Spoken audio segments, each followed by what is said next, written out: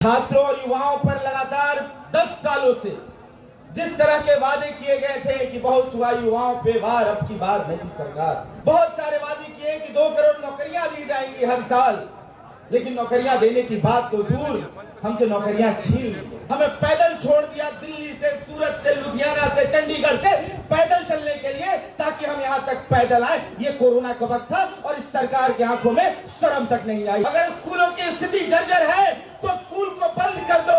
वाह रे सरकार, ऐसी पहली सरकार जो स्कूल खोलने की बात नहीं, स्कूल बंद करने की बात कर रही है। जिस तरह का घमंड है इसमें, जिस तरह से मानती है ये, जिस तरह से मानती है कि जनता उनके लिए नहीं है, लोकतंत्र के मायने उनके लिए नहीं है, कि 400 में कोई देगा, 200 कोई देगा, 50 कोई देगा, तो जनता तय करेगी। प्रधानमंत्री नरेंद्र मोदी तय नहीं करेंगे कि उनको कितना सीट मिलेगा। आज से ठीक 1 महीना पहले जवाहरलाल नेहरू विश्वविद्यालय में एक चुनाव हो रहा था छात्र संघ का, जिसमें एक तरफ भारतीय जनता पार्टी की जो छात्र संगठन है अखिल भारतीय विद्यार्थी परिषद खड़ी थी, और दूसरी तरफ तमाम गरीब, गुरबा, दलित, आदिवासी बच्चों की आवाज थी, जिसमें तमाम लोग शामिल थे, तमाम संगठन के लोग, तमाम लेफ्ट के लोग शामिल थे। तो 1 महीना पहले हमने भाजपा को हराया है, 1 महीना पहले हमने उनको पटकनी दी है। अब बारी आज की है कि हमें यहां भी पटकनी देनी है। छात्रों और युवाओं पर लगातार 10 सालों से जिस तरह के वादे किए गए थे कि बहुत हुआ युवाओं पे वार, अब की बार मोदी सरकार, बहुत हुआ छात्रों पे मार, अब की बार मोदी सरकार, बहुत सारे वादे किए कि 2 करोड़ नौकरियां दी जाएंगी हर साल, लेकिन नौकरियां देने की बात तो दूर, हमसे नौकरियां छीन ली। इस तरह की सरकार आई, एक बेशर्म सरकार, और छीनी भी इस तरह से कि सिर्फ नौकरियां छीनी नहीं हमसे, उसके बजाय उसके साथ हमें पैदल छोड़ दिया, दिल्ली से, सूरत से, लुधियाना से, चंडीगढ़ से पैदल चलने के लिए, ताकि हम यहाँ तक पैदल आए। ये कोरोना का वक्त था और इस सरकार की आंखों में शर्म तक नहीं आई। ऐसी बेशर्म सरकार है। इसके साथ लगातार आप देख रहे हैं किस तरह से नई शिक्षा नीति आई है, और पहली आजाद भारत की पहली सरकार है जो कह रही है कि स्कूलों को खोला नहीं जाएगा।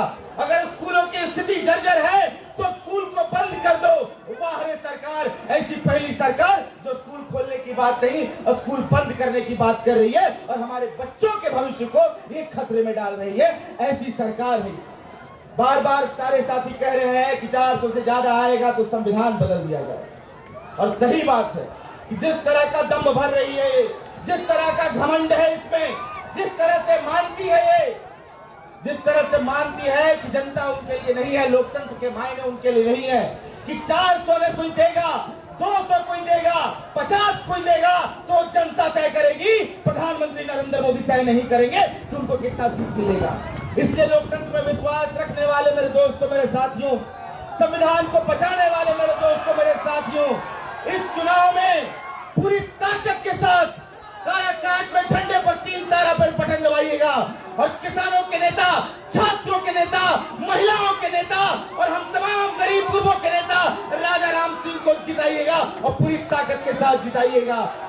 और इस बात को सुनिश्चित कीजिएगा कि एक तरफ जो मोदी सरकार है, जिसका दोस्त अडानी अंबानी है, जिसके पास तमाम पैसे हैं, 8,500 करोड़ का इलेक्टोरल बॉन्ड है, और दूसरी तरफ इस देश के तमाम दलित, आदिवासी, महिला, युवा, छात्र, ये तमाम पसीने से कमाने वाले लोग हैं। तो एक आज ये पसीने और पैसे की लड़ाई है, तो इस बार पसीने को जीतना होगा, और इस बार देश में इंडिया की सरकार को लाना होगा। शुक्रिया। इनकलाब जिंदाबाद। लाइव बिहार YouTube पर सब्सक्राइब और Facebook पर लाइक जरूर करें।